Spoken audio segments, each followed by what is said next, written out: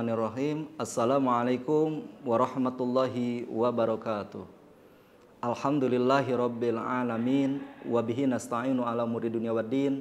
Wassalatu wassalamu ala asrafil anbiya'i wal mursalin Sayyidina wa maulana Muhammadin wa ala alihi wa sahbihi ajma'in. Rabbi israh li sadri wa yassir li amri wahlul 'uqdatam min lisani yafqahu qawli amma ba'du. Qala Allah Ta'ala fil Qur'anil Karim wa huwa asdaqul qailin. A'udzu billahi minasyaitonir rajim. Bismillahirrahmanirrahim. Ya ayyuhalladzina amanu kutiba 'alaikumusiyam kama kutiba 'alal ladzina min qablikum la'allakum tattaqun. Wa qala ta'ala aidan bismillahirrahmanirrahim. Syahru ramadhanal ladzi unzila fihil Qur'an hudal linnas wa bayyinatin minal huda wal furqan. Shadaqallahul azim al-ayah.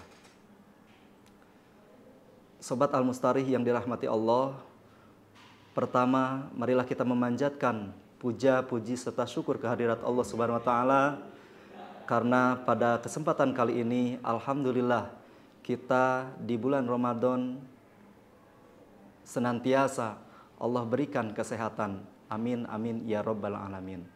Salawat beserta salam semoga Allah limpahkan kepada junjungan umat Nabi besar Muhammad sallallahu alaihi wasallam. Tak lupa kepada keluarganya, para sahabatnya, para pengikutnya, sampai kepada kita selaku umatnya. Mudah-mudahan kita mendapatkan syafaat dari Rasulullah sallallahu alaihi wasallam. Sobat Al-Mustarih yang dirahmati Allah, alhamdulillah tak terasa kita sudah memasuki Ramadan yang ke-17. Tentu harapan kita berdoa kepada Allah Subhanahu wa taala, mudah-mudahan dari Ramadan yang pertama hingga hari ini Allah menerima ibadah puasa kita. Amin amin ya rabbal alamin. Sobat Al-Mustarih yang dirahmati Allah, Ramadan yang ke-17 ini di Indonesia yang umumnya bermazhab Al-Imam Asy-Syafi'i meyakini bahwa turunnya Al-Quran itu di tanggal 17 Ramadan. Sehingga di Indonesia di hari ini kita memperingati yang disebut dengan Nuzulul Quran atau hari di mana diturunkannya Al-Quran. Sobat Al-Mustarih yang dirahmati Allah, bulan Ramadan disebut juga Syahrul Quran atau bulan diturunkannya kitab suci Al-Quran. Sebagaimana Allah berfirman, Syahru Ramadhanal ladzi unzila fihil Qur'an hudal linnas wa bayyinatin minal huda wal furqan. Yang maknanya adalah bulan Ramadan adalah bulan diturunkannya Al-Qur'an. Kata-kata diturunkan di dalam Al-Qur'an terdapat dua yang disebutkan, yaitu kata-kata anzala atau unzila dan kata-kata nazala. Ini dua kata ini memiliki makna yang berbeda. Kata-kata anzala atau unzila dalam kaidah bahasa Arab ini merujuk kepada dua tahapan diturunkannya Al-Quran. Pertama adalah kata unzila atau anzala.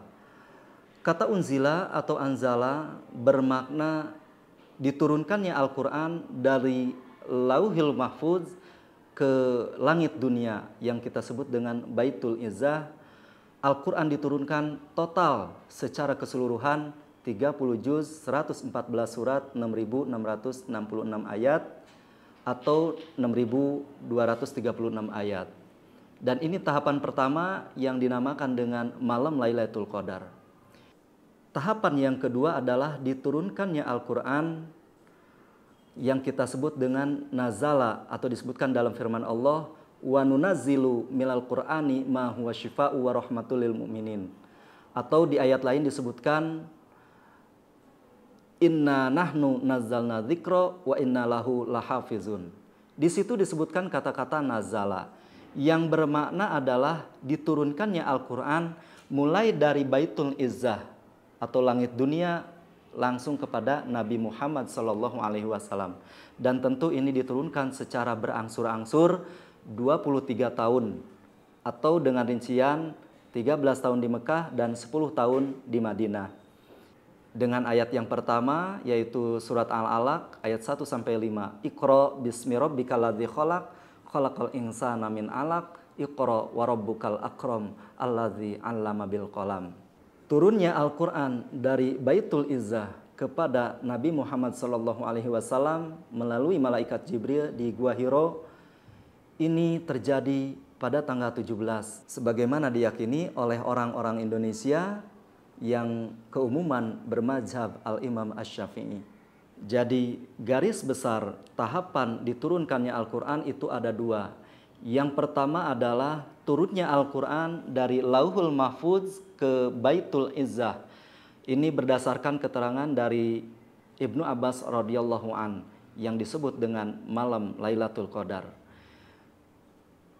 Yang kedua adalah turunnya Al-Quran dari Baitul Izzah kepada Nabi Muhammad SAW yang diturunkan secara berangsur-angsur selama 23 tahun.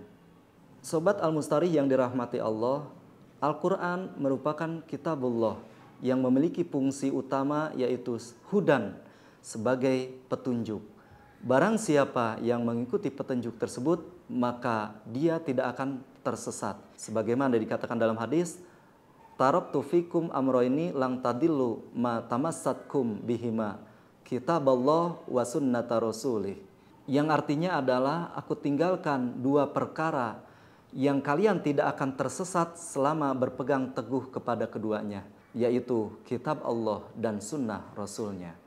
Sobat Al-Mustarih yang dirahmati Allah, dalam momentum nuzulul Quran, Al-Fakir paling tidak ingin menyampaikan 4 keistimewaan Al-Quran atau orang yang membaca Al-Quran.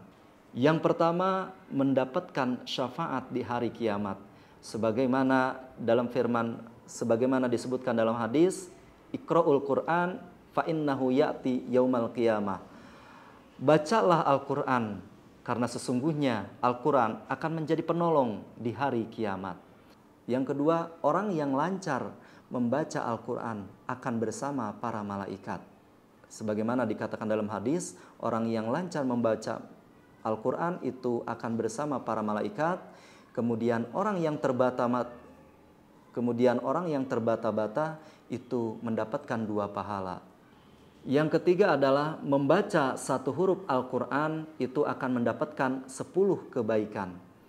Sebagaimana dikatakan dalam hadis, barang siapa yang membaca Al-Quran, barang siapa yang membaca 1 huruf dari kitab Allah, dia akan mendapatkan 10 kebaikan. Aku tidak mengatakan alif lam mim itu 1 huruf, tapi alif 1 huruf, lam 1 huruf, dan mim juga 1 huruf. Jadi orang yang membaca Al-Quran, dia akan mendapatkan pahala yang berlipat ganda. 1 huruf, 10 kebaikan. Bayangkan berapa huruf yang kita baca dari Al-Quran setiap harinya, maka itu tentu beratus-ratus kali kebaikan.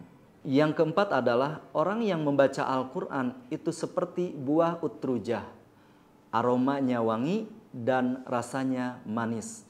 Ini sebagaimana dikatakan dalam hadis, perumpamaan orang mukmin yang membaca Al-Quran, dia seperti buah utrujah. Aromanya wangi dan rasanya manis. Lalu perumpamaan orang mukmin yang tidak membaca Al-Quran seperti buah kurma. Aromanya tidak wangi tapi rasanya manis. Lalu perumpamaan orang munafik yang membaca Al-Quran seperti tumbuhan raihana. Aromanya wangi, rasanya pahit.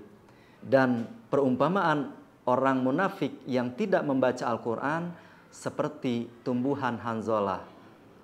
Aromanya tidak wangi dan rasanya pahit.